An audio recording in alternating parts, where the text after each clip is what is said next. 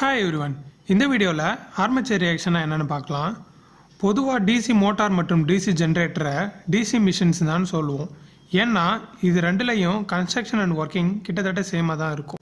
இப்போ டிசி மிஷினில் armature reaction எப்படி ஏற்படுதுன்னு பார்க்கலாம். பொதுவாக டிசி மிஷினில் ரெண்டு வைண்டிங் இருக்கும். ஒன்று ஆர்மேச்சர் வைண்டிங், இது ரோட்டாரில் இருக்கும். இன்னொன்று ஃபீல்டு வைண்டிங், இது ஸ்டேட்டரில் இருக்கும். இப்போ ஒரு 2 போல் டிசி ஜென்ரேட்டரை அசீம் பண்ணிக்கோங்க. அதில் ஒரு சைடு நார்த்தாகவும் இன்னொரு சைடு சவுத்தாகவும் இருக்கும். ஸோ இதுதான் நம்மளோட ஃபீல்டு வைண்டிங். இது எப்போவுமே ஸ்டேஷ்னரியாக தான் இருக்கும். அடுத்ததாக ரோட்டார். இதில் வைண்டிங்கோ ஸ்டாம்பிங்கோ இருக்கும். இதுதான் மோட்டாரில் இருக்கக்கூடிய ரொட்டேட்டிங் பார்ட்.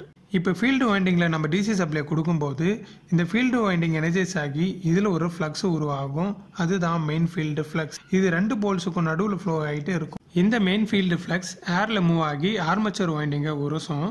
அப்படி உரசும் போது ஆர்மேச்சர் வைண்டிங்கில் இஎம்எஃப் உருவாகும். இஎம்எஃப்னா வேறு ஒன்றும் இல்லை, வோல்டேஜ் தான்.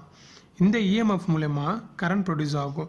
இப்போ ஆர்மேச்சர் வைண்டிங்கில் கரண்ட் ஃப்ளோ இருக்கிறதால வைண்டிங் எனர்ஜைஸ் ஆகி ஒரு ஃப்ளக்ஸ் உருவாகும். இதுதான் ஆர்மேச்சர் ஃப்ளக்ஸ். இப்போ already main field flux north to south டைரெக்ஷனில் ஃப்ளோ ஆகிட்டு இருக்குது. இப்போ புதுசாக இன்னொரு ஃப்ளக்ஸ், அதாவது ஆர்மேச்சர் ஃப்ளக்ஸ் இருக்குது.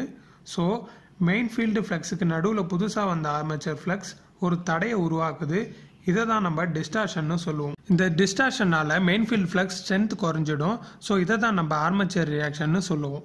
இப்போ சிம்பிளாக சொல்லணும்னா, ஆல்ரெடி ஸ்டேட்டாரில் main field flux north to south டைரெக்ஷனில் ஃப்ளோ ஆகுது. இப்போ ரோட்டாரில் இன்னொரு ஃப்ளக்ஸ் கிரியேட் ஆகி மெயின் ஃபீல்டு ஃப்ளக்ஸ் பார்த்து டிஸ்டர்ப் பண்ணுது. இதுதான் armature reaction. And armature reaction DC ஜென்ரேட்டரில் இண்டக்ஷன் மூலமா ஏற்படும். இதுவே டிசி மோட்டாரில் கண்டக்ஷன் மூலமா நடக்கும்.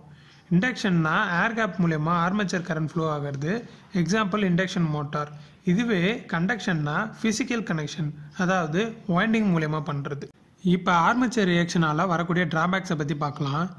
ஃபர்ஸ்ட் பார்த்தீங்கன்னா, ஆர்மேச்சர் ரியாக்ஷன் டிசி மிஷின்ஸில் மெயின் ஃபீல்டு ஃப்ளக்ஸை வீக் ஆகிடும். ஸோ அதனால் ஜென்ரேட்டர் வோல்டேஜ் ரெடியூஸ் ஆகிடும்.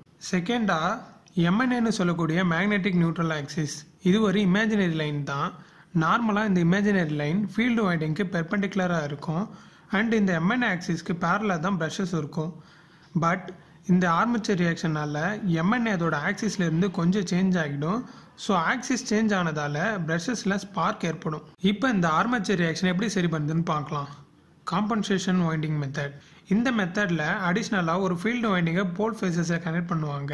இது ஆர்மேச்சர் வைண்டிங்க்கு சீரியஸாக இருக்கும். இந்த அடிஷ்னல் வைண்டிங் ஃபீல்டு ஃப்ளக்ஸோட ஸ்ட்ரென்த்தை இன்க்ரீஸ் பண்ணிடும். ஸோ இதன் மூலயமா ஆர்மேச்சர் ஃப்ளக்ஸை காம்பன்சேட் பண்ணிடலாம். ஸோ அவ்வளோதான். இந்த வீடியோவை உங்கள் ஃப்ரெண்ட்ஸோட ஷேர் பண்ணுங்கள். தேங்க்யூ.